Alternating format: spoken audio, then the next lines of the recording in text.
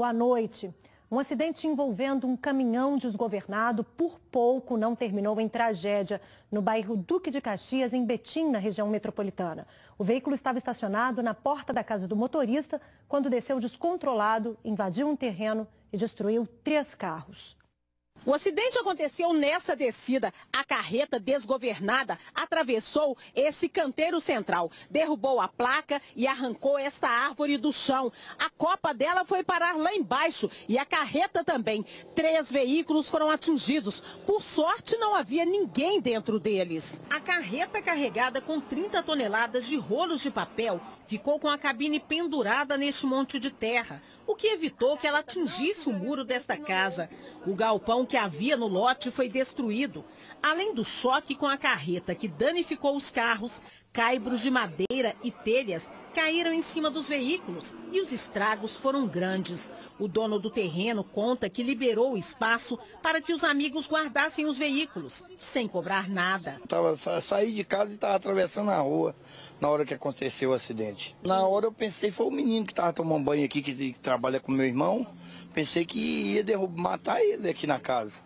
Mas graças a Deus não aconteceu coisa mais grave. Aqui só foi perda de bens materiais. Elismar não pôde trabalhar nessa terça-feira. A Palio e Kendi não tinha como sair do lugar. Até agora a empresa não procurou a gente, não chega aí para falar alguma coisa com a gente, que o meu carro eu uso para o meu serviço, entendeu? Então, hoje mesmo eu nem fui trabalhar ainda esperando eles, ninguém fala nada com a gente. A Fiorino pertence ao dono desse sacolão.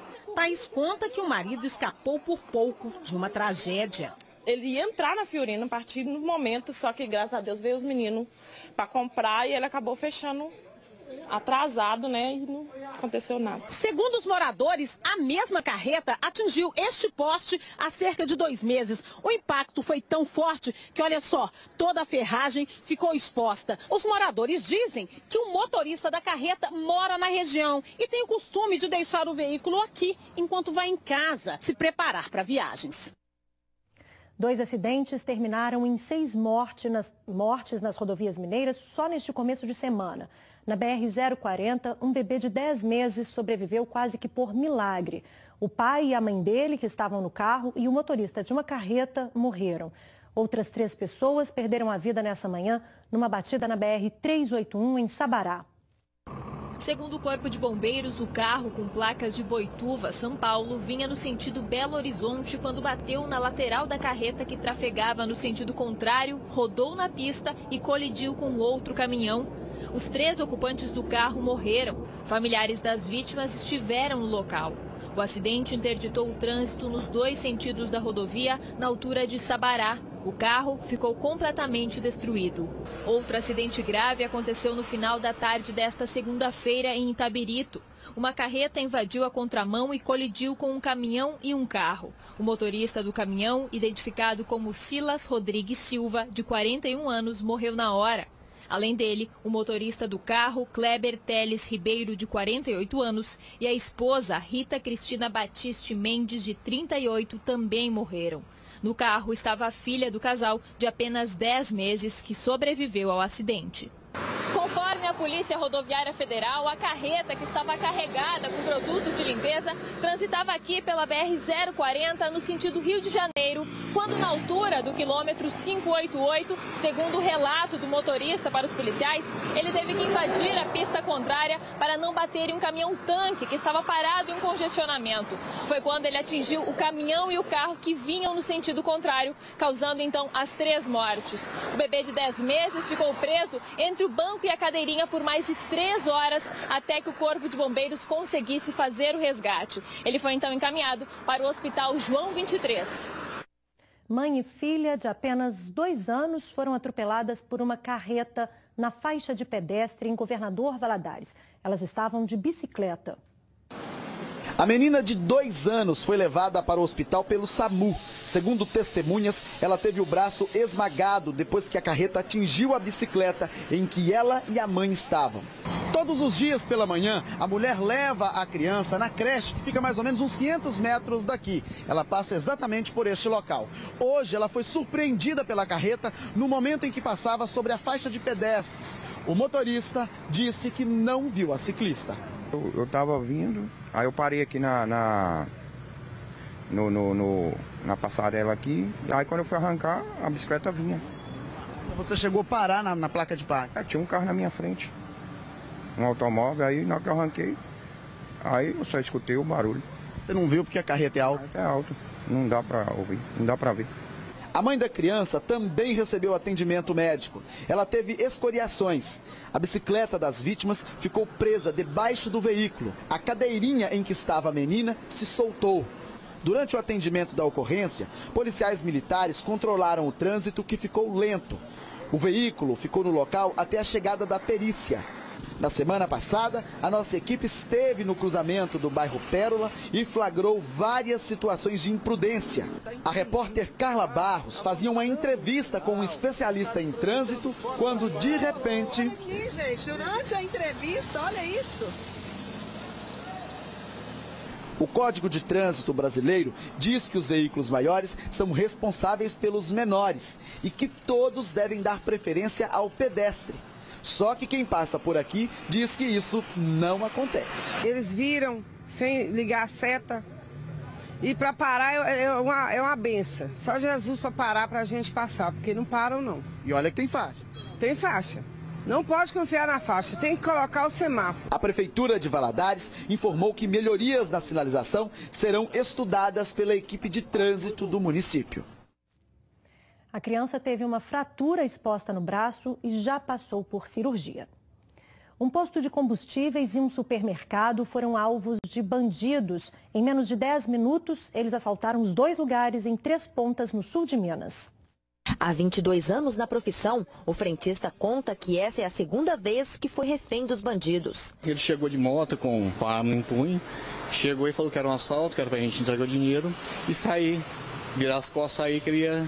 Se ele olhasse, ele ia meter a bala na gente. A gente, assim, ficou com medo, saiu andando, entregou dinheiro. Como é que vocês se sentem trabalhando? Chega um cara armado assim? É complicado, né? Que você tem de serviço trabalhando e chega um cara para fazer o assalto. A gente fica preocupado, né? De perder a vida e é difícil, né? Rose é a dona do posto e não sabe mais o que fazer. Pelas contas dela, esse é o 3º assalto no local. É uma sensação de impotência. O pessoal está trabalhando ali, já ficam amedrontados porque pode chegar a qualquer momento e eles não podem fazer nada. Eles têm que entregar o que eles estão na mão. Segundo a polícia, depois de assaltar o posto de combustíveis, o suspeito fugiu sentido ao bairro Boa Vista. Mas ao passar em frente a esse supermercado, ele mudou a rota, retornou e parou em cima da faixa de pedestres. Desceu como se fosse um cliente qualquer e anunciou o assalto já dentro do estabelecimento. Aí levantou a blusa dele, pôs a mão na arma e anunciou um assalto. Eu não estava olhando, eu olhei para ele, eu vi que era um assalto mesmo. Falei, não, calma, calma. No supermercado, a ação foi bem parecida. Em menos de 1 minuto, o criminoso pegou o dinheiro do caixa e saiu do local como se nada tivesse acontecido. Eu me sinto frustrado e principalmente impotente, né? Porque a gente trabalha de domingo a domingo, faz de tudo para manter as contas em dia. Aí chega uma pessoa dessa, em 15 segundos, vem, me assalta, me leva um dia inteiro de serviço. É complicado. E hoje a gente tem que estar nativa de novo, cabeça erguida e continuar trabalhando. Bandidos atacaram um carro forte que seguia pela BR-251 em direção a Montes Claros, no norte do estado, na tarde de hoje. De acordo com a PM, o veículo de transporte de valores foi cercado por 2 veículos na zona rural, entre as comunidades de Bocaina e Vale das Cancelas. Os bandidos desceram, fizeram vários disparos e explodiram o carro forte. Um vigilante acabou atingido. Foi socorrido e levado para um hospital em Salinas, onde passou por cirurgia. Militares montaram uma operação com efetivos de várias cidades para capturar os criminosos. Um dos veículos usados pela quadrilha foi encontrado incendiado numa comunidade de Grão-Mogol. Até agora, ninguém foi preso.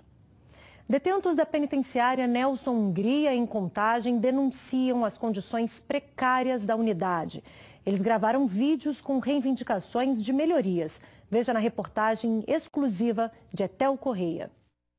É por meio do WhatsApp que detentos da penitenciária Nelson Hungria fazem denúncias.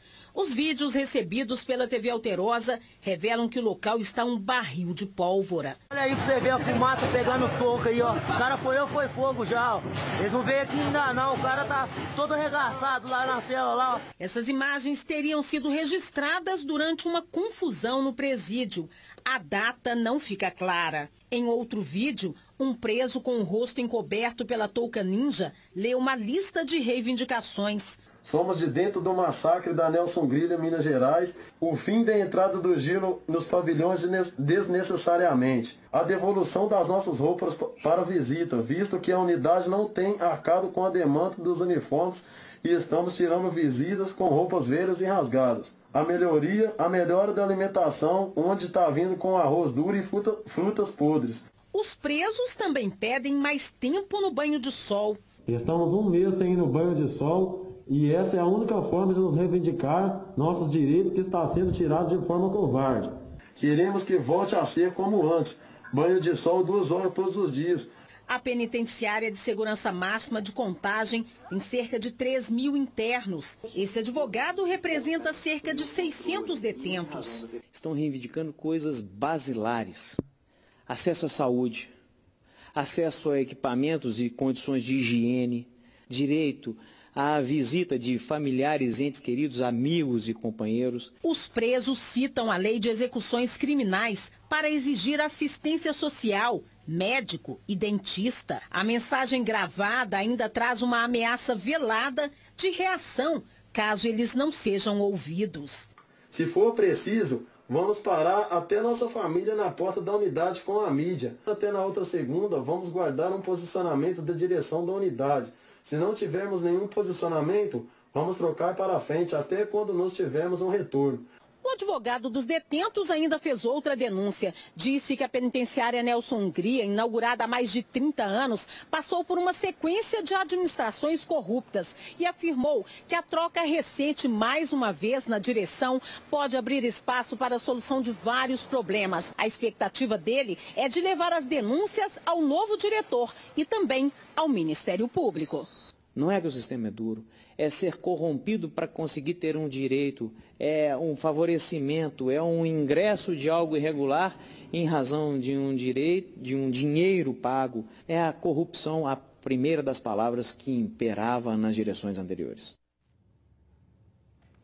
Em nota, a Secretaria de Estado de Administração Prisional informou que todas as denúncias de procedimentos operacionais inadequados ou de condutas inadequadas de servidores devem ser formalizadas pelos familiares por meio dos canais legais e que até o momento não há denúncias de possíveis agressões por parte de agentes penitenciários da unidade prisional. A Secretaria informou ainda que não procede a denúncia sobre a alimentação. Sobre o banho de sol, não houve alteração nos horários e também não houve casos registrados de não cumprimento desse direito dos presos.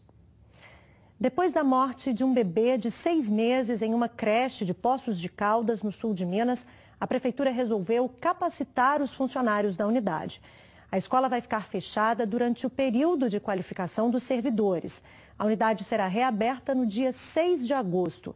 Durante este período, as crianças atendidas foram remanejadas e encaminhadas a outras instituições.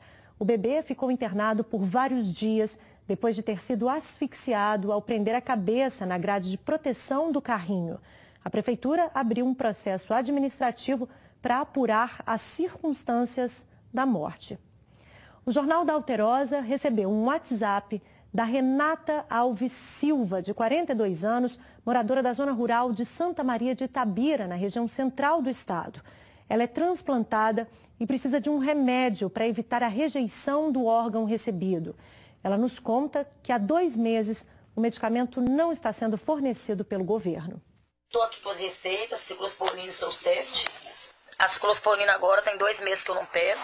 Vários papéis toda semana e volta sem obter êxito. O valor da ciclosporina, cada caixa é R$ 295. Eu preciso de 2 no mês, 90 comprimidos.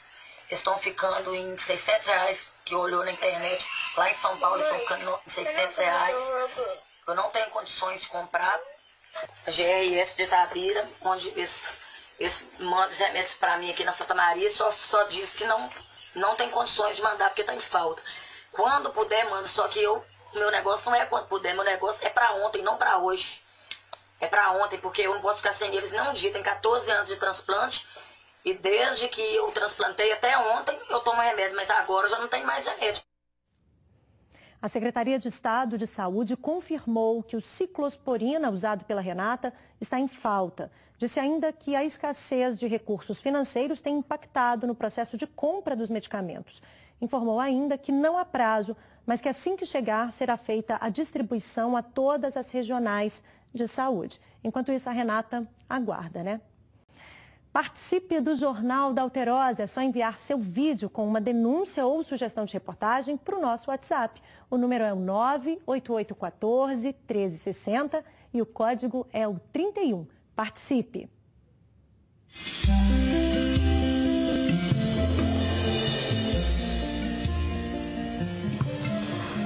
O tempo fica nublado a parcialmente nublado e com possibilidade de chuva em pontos isolados em boa parte de Minas. Sol com algumas nuvens e névoa seca no norte e no Triângulo. Em Belo Horizonte, mínima de 15 e máxima de 25 graus. A temperatura vai de 9 a 23 em Ritápolis, de 13 a 32 graus em Pratinha. Varia dos 10 aos 26 em Divisa Nova. E em Montes Claros, mínima de 8 e máxima de 33 graus.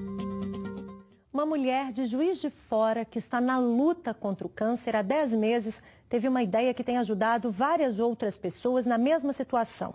Ela criou um blog para contar sobre o dia a dia do tratamento, que acabou virando uma importante ferramenta de apoio para quem tem a doença. Aos 44 anos de idade, a Giane descobriu um câncer na mama esquerda. Viver depois do diagnóstico foi angustiante. Quando a gente recebe esse diagnóstico do câncer, principalmente, a gente não está preparado para escutar que a gente está doente.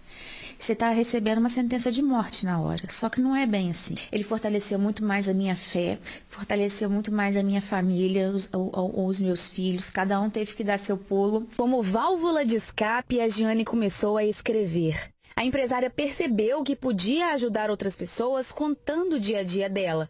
Foi aí que surgiu o Acredite na Energia. O blog e a página na rede social foram uma terapia durante o tratamento. E eu vi que à medida que eu ia escrevendo, eu não estava ajudando só a mim, eu estava ajudando outras pessoas também. E fui ganhando algumas outras amizades que até de fora, daqui de Juiz de Fora, fui ganhando força e podia dar força a outras pessoas também.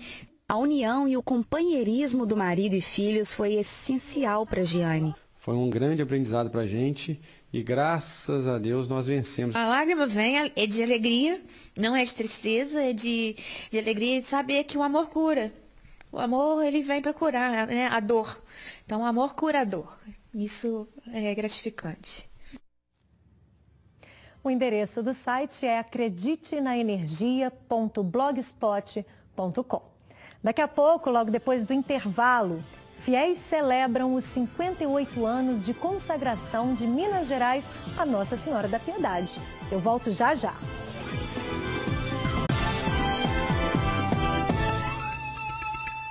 Fiéis se reuniram hoje no santuário no alto da Serra da Piedade, em Caeté, para celebrar os 58 anos de um acontecimento importante, a consagração do estado de Minas Gerais a Nossa Senhora da Piedade. Para comemorar a data, o santuário ganhou uma reforma. A Praça Dom Cabral, no Santuário da Basílica de Nossa Senhora da Piedade, em Caeté, agora tem mais bancos e novo piso. Tudo, melhorou tudo, 100%. Tudo de bom. Principalmente para a gente estar de idade, melhorou mais ainda. Fica melhor para andar? Muito, muito. A inauguração da praça revitalizada reuniu muitos fiéis que também foram saudar Nossa Senhora da Piedade, padroeira de Minas Gerais. Eu sempre estou aqui, rezando sempre, creio muito nela. Eu já fiz pedido aqui, já foi alcançado. A Serra da Piedade é patrimônio natural e histórico de Minas Gerais. Por aqui passam cerca de 500 mil pessoas por ano. Para a Igreja Católica, a comemoração da consagração do Estado a Nossa Senhora da Piedade é a reafirmação da fé na padroeira. Proclamada assim há 58 anos, neste lugar que há 251 anos peregrinam na fé. Portanto, mostrando as raízes de Minas, que se enraizam exatamente na fé cristã e católica. O dia de Nossa Senhora da Piedade é comemorado em 15 de setembro. Até lá serão realizadas várias ações no santuário, como as peregrinações. O que te traz sempre aqui? Primeiro, a fé. A fé, a minha família sempre vem. Estaremos sempre aqui, né, implorando e recebendo as graças, as bênçãos, né, de Nossa Senhora da Piedade. Ao fim da missa, Dom Valmor abençoou os fiéis e pediu que todos tenham cautela na hora de escolher os candidatos nas eleições que acontecem no dia 7 de outubro. Mas nós esperamos, e seja essa grande bênção, o surgimento de nomes que mereçam a nossa confiança e que, merecedores da nossa confiança, garantam de fato um caminho que seja a construção de uma sociedade justa e solidária. Nisso que temos que apostar, por isso precisamos escolher, inclusive votar em branco, anular o voto. Nós estamos contribuindo para o fracasso. O JA termina aqui. Eu te espero amanhã a partir das 7h15. Boa noite para você e até lá. Tchau.